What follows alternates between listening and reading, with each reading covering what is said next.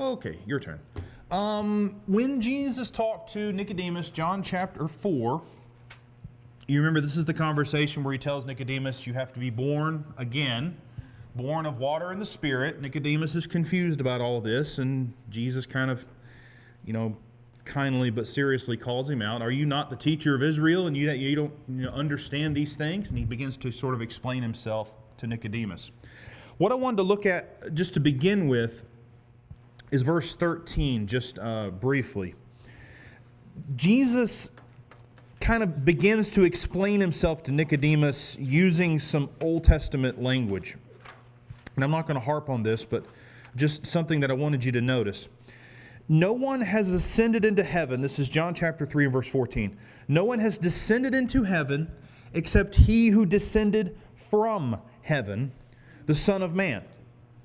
Now, when he refers to himself as Son of Man, that would call to mind Daniel chapter 7, where Daniel saw in the visions, he saw someone like the Son of Man coming before the Father and being given honor and glory and power. And it became known as just a kind of a nickname for the Messiah, the Son of Man. Son of Man gets used a lot in the Old Testament, but in Daniel 7, it's specific about the Messiah. So when Jesus says of himself in John 3, no one's ascended into heaven except he who descended from heaven, the Son of Man, that's a specific marker that he's identifying himself. This is who I am. And this was the thing that earlier in that section, they didn't believe yet, or he didn't believe. Maybe those who were sympathetic to Jesus didn't believe yet that he was the Messiah. The other part of this, no one has ascended into heaven except he who descended from heaven. He not only says, I'm the Messiah, but he says, I came from heaven. He's so much more than just the Galilean carpenter, the guy from Nazareth. He came from heaven itself. Proverbs 30 and in verse 4, I thought, had a good sort of thought that ran parallel to this. Proverbs 30 and in verse 4. Speaking of God, it says this, who has ascended to heaven and come down? Who has gathered the wind in his fist? Who has wrapped up the waters in a garment? Who has established all the ends of the earth? What is his name and what is his son's name? Surely you know.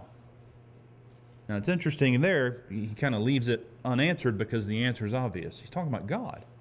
And yet in Proverbs 30 and verse 4, it refers to the Son of God, and it refers to someone who ascended to heaven and came down. Now, if you look back at John 3, what did Jesus say? No one has ascended into heaven except he who descended from heaven, the Son of Man. He's identifying himself in a few different ways. I am this person. And that was maybe the missing link for Nicodemus. All right, I've talked enough. Question 5 in your notes or in your questions of what must one be born to enter the kingdom?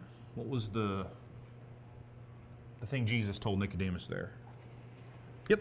Water and Spirit. You got to be born of water and the Spirit, right? And we talked a little bit last week about what that meant, right? I think it does refer forwards to what baptism would become, and sort of that at that point. Peter in baptism in Acts 2 hasn't happened yet, so it also refers backwards to, I think, Ezekiel 36, right? Someone had to be reborn of water and the Spirit. Yeah.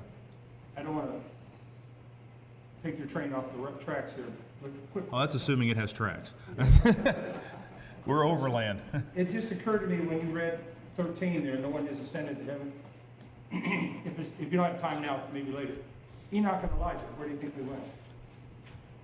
They left. I mean, I never thought of those two until just now. It just says they were taken into heaven, or taken into where God is. When they ascended into heaven? So it confuses me, that's all. Yeah.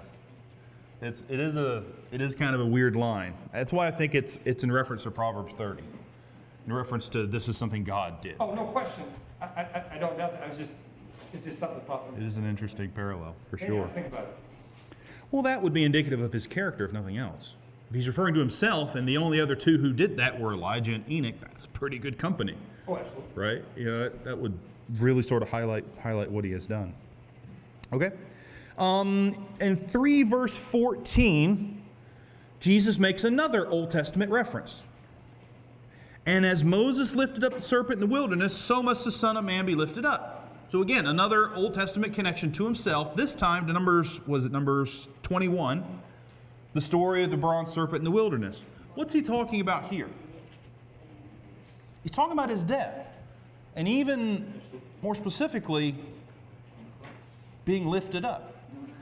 Now, would Nicodemus have understood that he meant crucifixion? I don't know. I mean, he just knew that, the bronze serpent was lifted up on a pole. Maybe he didn't realize Jesus was being as literal as he was. But the idea is certainly there that this one would be lifted up and then everybody would have to look to him to be saved. Just the same way as the Israelites looked at the serpent in the wilderness to be saved.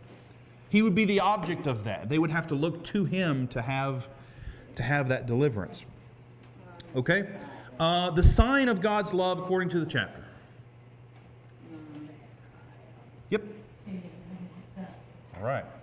For God so loved the world. So the reason why verses 14 and 15 are going to happen is because of verse 16. God so loved the world that he gave his only Son, or only begotten Son, it might say in the older versions. And whoever believes in him should not perish but have eternal life. That's in reference to Jesus being the same thing the serpent on the pole was in Numbers 21. Right? You might say, you could even have reworded that, for God so loved Israel that he gave them the bronze serpent, right, to be saved from their own problems. Why was it the serpents were attacking Israel in Numbers 21? It was just a rampant serpent attack, right? Just a mob or a stampede of snakes. They murmured against God. So another word for that is they sinned, they complained. They were at odds with God. And God, out of his own good pleasure, his own goodwill, gave them a way to be saved from it. Parallel that to Jesus. Why is the world in need of salvation here? Why are they in danger of perishing? It's sin. It's the same problem. Jesus come to do the same thing that was done there in the wilderness. Verse 18, whoever believes in him is not condemned, but whoever does not believe is condemned already. Why? You might think, well, they're condemned because they don't believe. But Jesus says, no, they're condemned already. Well, because he is the only way to salvation. So if you don't accept salvation, there is no other option. Right. But Jesus said there, he's saving you out of where you already are, which is condemned. Yeah, you're already condemned before he came.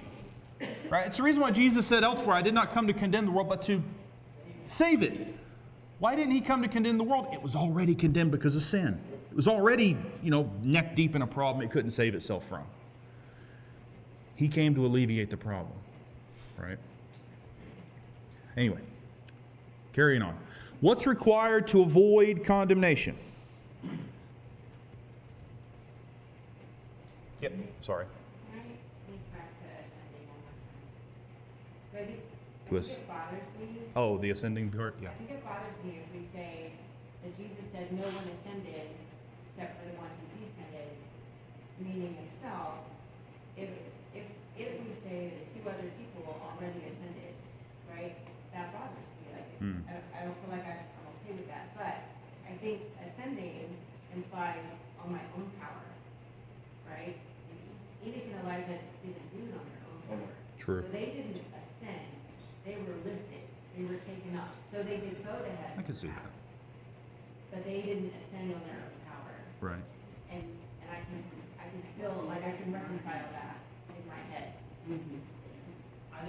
Mark was waving at me, so I have to go. Think of it this way. Where did they ascend to? They went to paradise, the place of Abraham's bosom, right? Where Lazarus. Where did Jesus ascend? His ascension was to the throne. Yeah, it wasn't the same place, if you will, within the realm of the spirits. He went to the right hand of God, to the throne.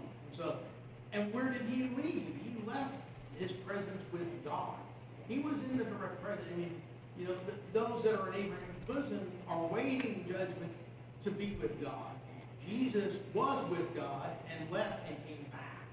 So it's if you will, different status, different place, right. different purpose. The only other thing, and I saw this, but I didn't bring it up at the time. Maybe I should have. Some have suggested that who has ascended into heaven is not literal. He's talking about who went and got God's message. Like who went and got the message and brought it, except Jesus. The reason for that was Deuteronomy 30. It's Deuteronomy 30, verse 12. This is a passage Paul quotes in Romans 10, right? When he says, Romans 10:6, but the righteousness based on faith says, do not say in your heart, who will ascend to heaven, or who will descend into... It's the line from Deuteronomy 30, verse 12. For some reason, I can't find it. Yeah, for this commandment, this is verse 11. For this commandment that I command you today is not too hard for you, neither is it far off. It is not in heaven that you should say, who will ascend to heaven for us and bring it to us that we may hear it and do it. Neither is it beyond the sea, and so on. It's the idea that no one has to go to heaven to get the law because we have it, right? So that might be what Jesus is talking about here too.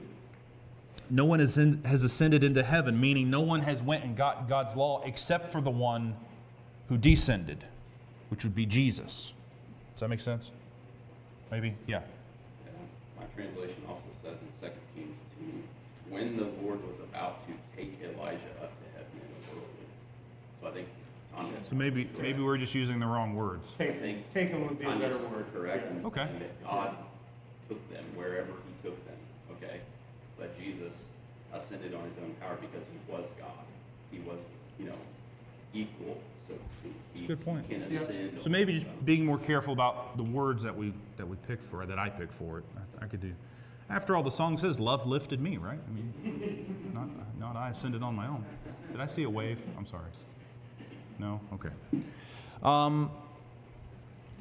So, back in John 3, what was required to avoid condemnation, according to Jesus? Oh, sorry. You scratched, and I thought you raised your hand. Believe in him, right? To believe in the name of the Son of God, right? That was what was required of that. That is shorthand for everything that would be involved in that, right? It's obviously more than just ascension or assenting to the fact that he lives and that he's real. There would have to be a following, right? Or coming to the light. And you might see that in verse 21. Okay, other notes. I said this last time in class, so I'm going to skip that one. I mentioned this too in passing, but it's interesting to me the comparison between Nicodemus and Jesus. In the text, Nicodemus is called a ruler of the Jews, that's the word, and teacher of Israel. And Nicodemus is in front of the king of the Jews, and the teacher come from God. So as great as Nicodemus was, he's in the presence of somebody superior to him on two fronts. Maybe every front, but at least those two. Just that comparison between the two is interesting to me, which is maybe why when Nicodemus, this teacher of Israel, talks to Jesus, he's just befuddled and stunned, and he doesn't get it right away. Right? It's like he wandered into somebody or something more superior than him. I mentioned this last time too. We don't want to miss that in verse 2 it says, Rabbi, we know. So there's more people other than Nicodemus interested.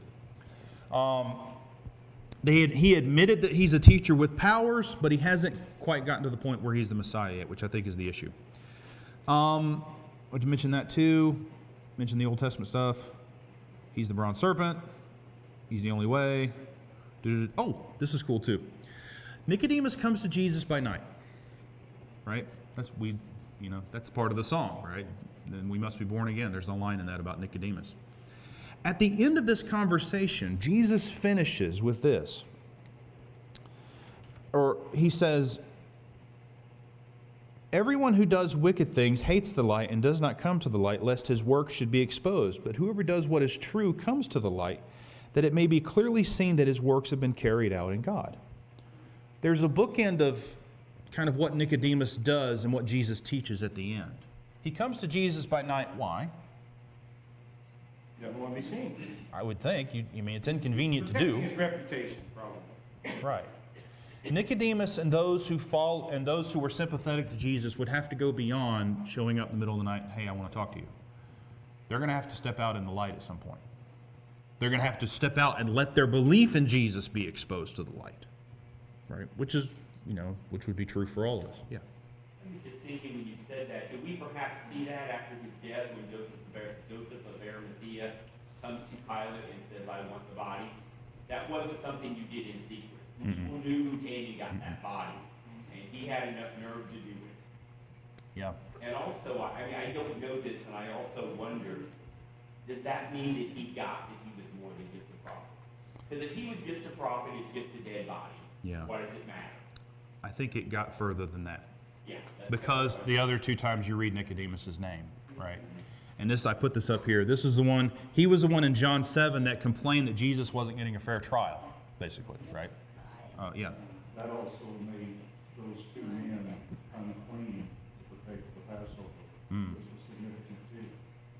Yeah, absolutely. So yeah, Jesus, Nicodemus complains that Jesus isn't getting a fair trial.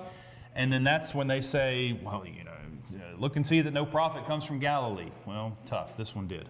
And then Nicodemus was the one who provided the spices for Jesus' burial, right? So maybe this is what Jesus is talking about, coming to the light, letting the works be exposed. Maybe he took it to heart. Okay, what John had to say about Jesus. Carrying on, this is John 3, round about verse 22. I noticed in the text, I don't know if you caught this, but this is not a question, right? Did anybody else catch that as they read the lesson? This is literally what it says. That's not a question, right? Jesus continued to work in Judea. So the question is, where did Jesus continue to work after he left Jerusalem? There you go, Judea. At least for now. He's going to leave because the temperature's going to get a little too hot in just a second. How is Jesus described to John in verse 26? Okay, so Jesus is the one baptizing. There's a couple of other descriptions there too, right? So we know Jesus was baptizing, or at least his followers were, you know.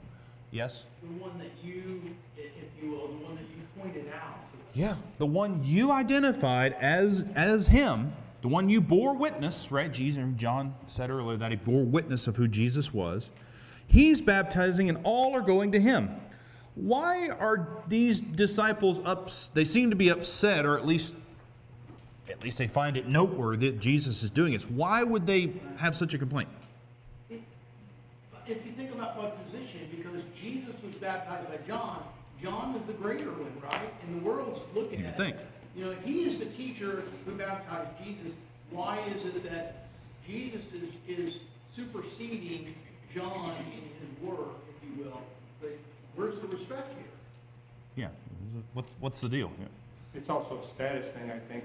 I mean, we see that they want to be the followers of the great John. Mm-hmm. And we even see that with the apostles vying to see who can stay closest to Jesus and the whole. I mean, it's human nature. Yeah, John never had that, like, what's the word? Competition or, rank authority. He understood his place, but those who followed him may not have. And this is a good place to see that.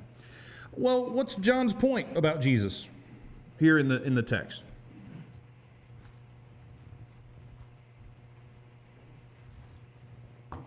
What does he explain? Yep. Well, we know John baptized with water and Jesus baptized with the Holy Spirit. Okay. It's a huge difference. There would be a distinction there, right? I would say there's multiple things in here. There's really multiple arguments that he's making to them. All right. Is that one is he couldn't do this except he be sent from heaven. Okay, so that's argument number one. The thing he's doing is given him from heaven, and nobody can do this legitimately without that being true. That's kind of the other side of Jesus' argument to the Jews, right? Did John's baptism come from heaven or from men? They understood that if it were legit, it came from heaven, and John's saying it did, right? So what Jesus is doing is correct. What else is said there, right? That's kind of argument number one. This came from heaven, so he's supposed to be doing this. What's the second argument? Bridegroom and friend. Okay, so the wedding example, right? Jesus wasn't the only one to use figures to explain things, right? Paul does this too. He uses weddings to explain different things. In this case, he's using the difference between the groom and you might say the best man, right? The irony in the wedding is the best man's not the best man, right? He's the supporting actor. He's not the one getting married. He's like the first best of the rest of us, right? But the best man's job is not to be the guy at that stage in that moment. He's supposed to be the one who's kind of supports and maybe twist his arm and make sure that he does the thing, right? That's kind of what the best man does. The one who has the bride is the bridegroom. Now that's an interesting thought. The one who has the bride. Paul would make a point that something was the bride later, right? The church was the bride. I don't know that John's making that point here, but it's an interesting parallel, right? Yeah. John says, I'm not the Christ, and then he basically does everything but say he's the Messiah. I mean, he uses all the terms, it just doesn't come out and say that's... In this conversation, right? And I mean, earlier he said flat out, listen, the one I saw the Spirit on, that's him. So he's not exactly hiding it. Other point, he is of heaven, I'm from the earth. Mm-hmm. To be exact, compare. Yeah. He who comes from above is above all. He says that. It's so important. He says it twice. He who comes from heaven. That's a version of what Jesus just said to Nicodemus, right? He who comes from heaven. He is from heaven. John is not. He bears witness to what he has seen and heard, yet no one receives his testimony. It's interesting. What was John bearing witness to or giving testimony of? If you had to say, like, what was the thing John was saying? Jesus is coming and this is him, right? What was Jesus' testimony, according to John here?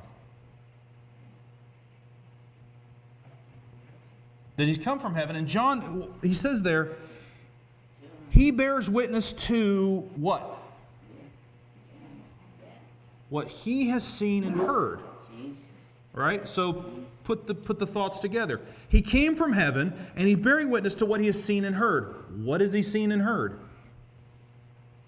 Heavenly stuff, right? Up there with God. So John's not just saying, he's more important than me. His testimony's higher than mine. I'm witnessing just to what I've seen and what God... He's witnessing of things in heaven itself. So every way John can say, look, he's above me, he's doing that, right? Even his witness, his testimony is great. He whom God has sent utters the words of God. Makes sense for someone that descended from heaven. He's been in God's presence. He's now going to speak from God. And he gives the Spirit without measure. The Father loves the Son and has given all things into his hand. Whoever believes in the Son has eternal life. Whoever does not obey the Son shall not see life, but the wrath of God remains on him. Why couldn't John have just said the one who doesn't believe instead of throwing in the icky obedience part, right? I'm being sarcastic, all right, obviously. I hope you can see that. People throw such a fit over, well, John 3:16 says believe. And I'm like, great, read the end of the chapter. Because John uses the opposite in the obedience. Whoever believes, whoever does not obey. Those two things are the same. They equate to one another. The one who doesn't obey Jesus shall not see life, but the wrath of God remains on him. Yes, ma'am. Yes, sir. You could make a point there about the Spirit, that the contrast of Spirit, that John has a message given to him by God to speak. Very small, a very limited message. Right? In contrast, Jesus says the Spirit without measure. And so there's a difference there, and the Spirit revealed to John a message to preach, but he gives it to Christ without measure. So Yeah. there's a comparison, contrast between the two there. And then the final one is that John, I must decrease, he must increase on their many. Yeah. John was always clear about where he was in the importance of things. He was the forerunner, he wasn't the king. Right. Yes, sir. Verse 31, where it says, he who is of the earth belongs to the earth and speaks in an earthly way. He who comes from heaven is above all. Is that, I read that as it's an authority thing, like Jesus has much higher authority than me. I'm an earthling, he's above all. Is that what we get from I see that as just a comparison. Okay. Right. From the earth being from heaven. Okay. I speak from earth, he speaks from heaven. He's from heaven, he's superior and all this and so on and so forth. Yeah. Okay. That's how I would take that one. Okay. Other notes from this. Verse 25, the discussion rose about purification. No one really knows what the argument was. This is one of those places where we go, I don't know. They're arguing over purification somehow. My best guess, purification often had to do with being immersed, John's immersing. Maybe that's the argument, right? I don't know. Maybe they're trying to figure out what's going on between those two things. John's disciples seem to be upset that Jesus is, one, baptizing, and two, accumulating a following. The two things John had been doing, when you think about it. People came to see John.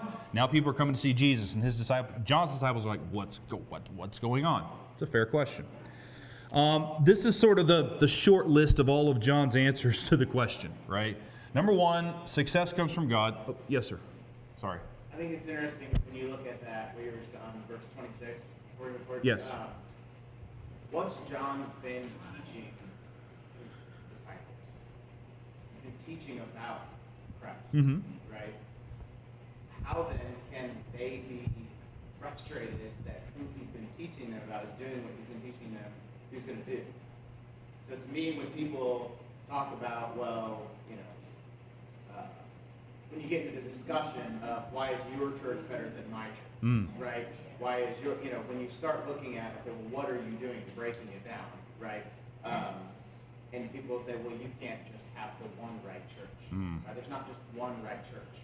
Well, but what are you following, right? Are you following somebody that's just talking and you like to be around what they're saying? Or are you truly looking at what they're saying? Because if all of his disciples, all of them, were truly understanding and listening to and applying what he was teaching, this wouldn't have happened. Right. So it kind of shows even those who were, quote, going to the right church weren't paying attention. Yeah. They weren't listening to what was being taught. They felt good around where they were. They weren't there yet. Right. They're in the right path, but they're not Right. homogenous, everybody on the same level of understanding. That's a good point. I like that. Aren't they still looking for earthly Messiah? Could be. Maybe some of those ideas are slow to be weeded out, right? They take time. Whatever this argument is about purification, it somehow involves Jesus' baptism. Because you notice here the next verse, they're questioning Jesus baptizing. So this question with the Jews, so it's like a three-way conversation with the Jews, John's disciples, and Jesus and his disciples. One question that comes to mind is, he's baptizing. Well, is his baptism legitimate? Is it in heaven? Because it's not John's baptism. That's true. Right? Maybe that's part of the question. I wouldn't call it a necessary problem, but it's the easy to have problem of John and Jesus are alive at the same time doing sort of the same things, right? They're kind of at the same time. But anyway, that happens. Like I said, this was the sort of the bullet point list of here's the answers John gave. Number one, his success in mind comes from God. His message comes from God. That's the reason why he's doing it. Secondly, I've already told you I'm not him, but I've been sent to prepare him, right? There's a reference to that. I'm the best man at the wedding. He's the one being honored. I am not, right? It's not about me. It's about him. He's the one with the bride. The calling comes from God. The message comes from God. The success comes from God. So does Jesus, interestingly enough. I bear witness to him, and then God has given him all things and made what we believe alongside him. And I also said this, you should read John 3:16 next to John 3:36, right? Because it helps us get a full picture of what's being talked about. Okay, the woman at the well of Samaria, John 4. Why did Jesus return to Galilee, and what was his route? Why he went back is, I think, an interesting point. Why did he go back to Galilee? Why did he leave the cultural center of the Jewish universe and go back to the backwater? What'd you say? Sorry. Because he was a victim of his own success in a sense. That he was beginning to attract the attention of the Pharisees. Yeah. It's not time yet to get them riled up and ready to crucify him. That comes later. And also I think you can see some of Jesus' wisdom here. We learn from verse 1, or rather verse 2, that Jesus himself did not baptize anyone. Right. Maybe you could see that as a sign of wisdom. Right? Someone saying, well, I was baptized by the Messiah. No one would be able to say that. Right? So maybe avoiding a problem, that could have arisen later. Maybe. We don't know why exactly, but that seems to be a good explanation. He left Judea, departed through Galilee, and had to pass through Samaria. He winds up at a town called Sychar. I mess this up sometimes and I say the woman at the well of Samaria. He's not at the city of Samaria. He's in the country. He's in the area of Samaria. The city is Sychar. next to Jacob's well. And he sits down there, and about noon, a woman shows up to draw water, and that's where the story begins. Where did he stop, and for what did he ask the woman? We already got the first half. What did he ask the woman for? Give me a drink, right? You're next to a well, it's the middle of the day. Yeah, ask for a drink. Except, why was this weird? She's a Samaritan woman by herself in the middle of the day drawing water. When was it normally done? What's that? Morning and evening. Early morning or late evening, right? Not in the middle of the day. So some have sort of kind of connected the dots and say, well, why couldn't she been there? Maybe because she was a woman of ill repute. Some people have taken that opinion. It doesn't say, but that's kind of the thought there. She's surprised that Jesus spoke to her, and what did he offer to give her? Living water. I have to admit, when I read the phrase living water, so I grew up in Florida next to a swamp, right? All of the water is alive there. There is stuff in the water, both the big stuff and the little stuff. You don't just go out and drink the water because there's something in it that's alive and it's going to hurt you, whether it's a bacteria or an alligator, right? So the phrase living water always sort of struck me as odd. That's not what he's talking about. What is he talking about? I will give you drink living water. For one, he's not talking about water. Water is the kind of the context there. But he's not talking about water. What is he talking about? You can find out what he's talking about based on the way the conversation goes. She asks in verse 15, "Sir, give me this water so that I will not be thirsty or have to come here to draw water." What does Jesus immediately do with his next conversation? Immediately he stops talking about water, and what does he start talking about? Himself, right? I put this in my notes. Before Jesus could give her the quote-unquote living water, she had to know who he was. She didn't know who he was. Who he was the source of life. That was the point of all of this conversation, to show the woman who he was. He would be the life-giving source.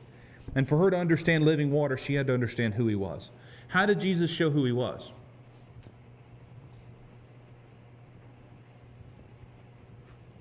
Well, I had a passage that relates Okay. to that I'm just going to read. It's Isaiah 12, verse 3. "Therefore with joy you will draw water from the wells of salvation." Yep. So there's salvation, and there's plenty of it. But now we got to find out where the source is, right? What does Jesus do here in John 4 to show the woman who he is? He knows details about her personal life.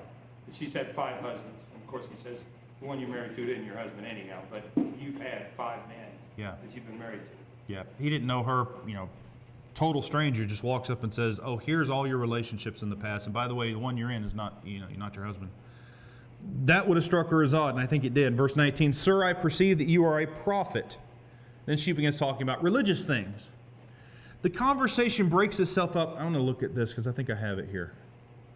Yeah, it breaks itself up neatly into, who does the woman think Jesus is? Right? Because the first thing she says about him, "How is it that you, a Jew, ask me for water?" Or, ask for a drink from me. Then when she figures out, oh, he's not just a regular Jew, he's a prophet, she talks to him a certain way. Okay, I am rapidly running out of time. Just look at the clock. Can you please just do that? I am running out of time faster than at any point in human history. It's time to sit down. It's been time to sit.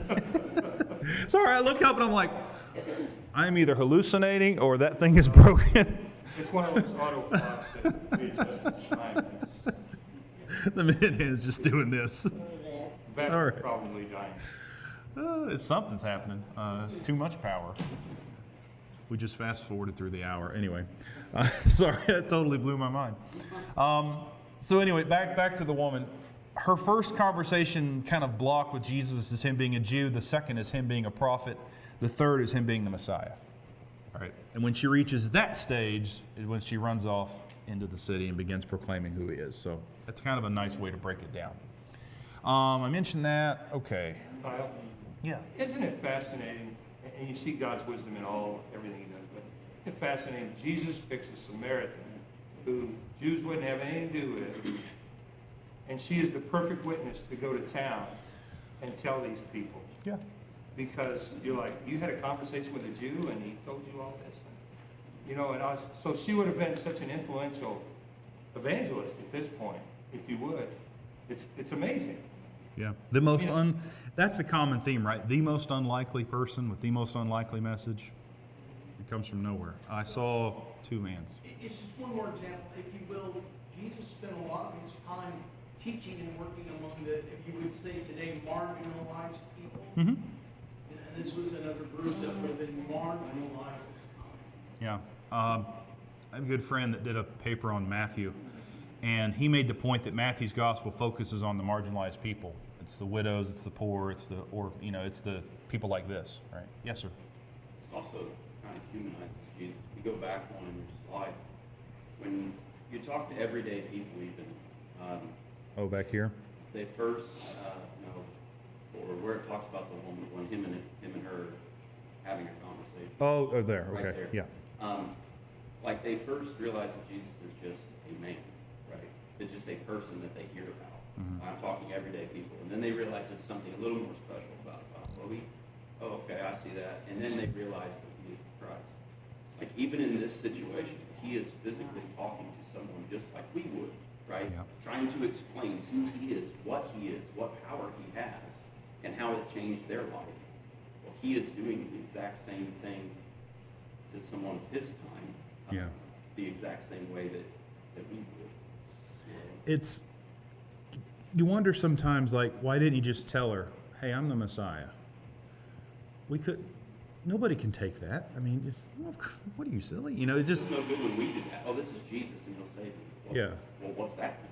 Yeah. Right? The explanation, the time it takes, the preparation, the cost, all of those things. You don't know the whole entire conversation. You know, there may have been some... Well, I mean, what did Philip tell his brother? We found the Messiah. He's in Nazareth. What do you mean? Nothing good comes out of that. We would have done the same thing. Right. Jesus brings her through that process of I'm a Jew, then I'm a prophet, then I'm something else beyond that. And those that believed in Jesus went through the same sort of progression in their belief of him. She goes through rather quickly. Some don't go as fast. Right? Jesus' family don't go this fast. They come along later. Right? Some are quicker than others. This is just one of the good examples of that. Said that. We make this point sometimes. You know, we talk about evangelism and the idea that the world is ready for harvest, right?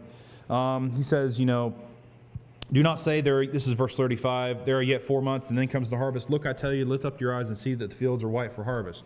Who's he talking about?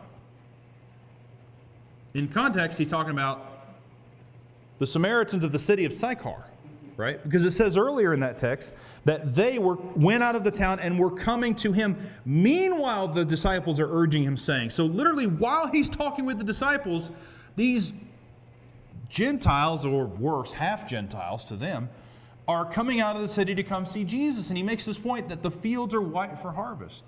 This adds another layer to that. It's not just, look, people are ready for the gospel, but those people you despise are ready for the gospel, right? Those folks are the ones he's referring to, at least in this context. One other thing here I've missed this for a long, long time. Verse 36. Already the one who reaps is receiving wages and gathering fruit for eternal life, so that the sower and the reaper may rejoice together. Who's he talking about? Already the one who reaps is receiving wages and gathering fruit for eternal life, so that the sower and reaper may rejoice together. And then maybe to help us answer in verse 38, I sent you to reap that for which you did not labor. Others have labored. You've entered into their labor.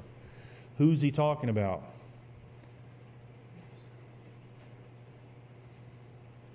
Yes, sir. I may be incorrect in saying this, but I would say that he does the reaping.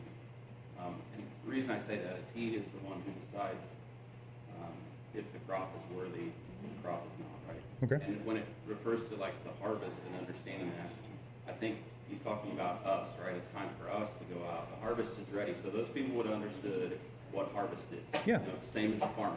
When it's time to harvest, it's time to harvest now. The longer we wait or if we go too early, the crop is, you know, it's not viable, so to speak. It's too dry or it's too wet, blah, blah, blah. Right. But in that sense, maybe I'm wrong about your reaping and you'll explain it, but I would say that Well, I have an idea. he does the reaping, but we do the sowing. Yes. He uses that elsewhere, certainly, to say, I mean, even in one case saying the angels are reapers, right? Gathering up the people and then they'll be separated, right? That definitely gets used. Mark? I was going to say, if you think of it, I was just thinking, you know, you could look at Acts 2, that Pentecost, as a day of reaping, because the seed was, you know, the message was that Christ was the Messiah. Mm-hmm. He's the one that's sending that message. That's the message he is now beginning to proclaim. I'm the one sent from heaven. You know, and they're rejecting his message, but that's the message he is giving here. And so, if you will, the apostles will take that message and reap, because Sure. that message, he's the one that sows the message. He makes it possible for that message to go. Yeah. And then they're the ones that simply take it out and reap the harvest, if you will. It's not their labor, that's the last verse. You reap what you did not sow. Yeah. Jesus is the one doing the sowing. Jesus, and I'd say all those who came before, right? Preparing all of this. And you're absolutely right. I sent you to reap for that which you did not labor. They would absolutely be the ones doing that. But somebody in verse 38 is already reaping. Who is it? It's the woman. Because what did she just do? She went into the city, told people, I have found the Christ. And then they come out, right?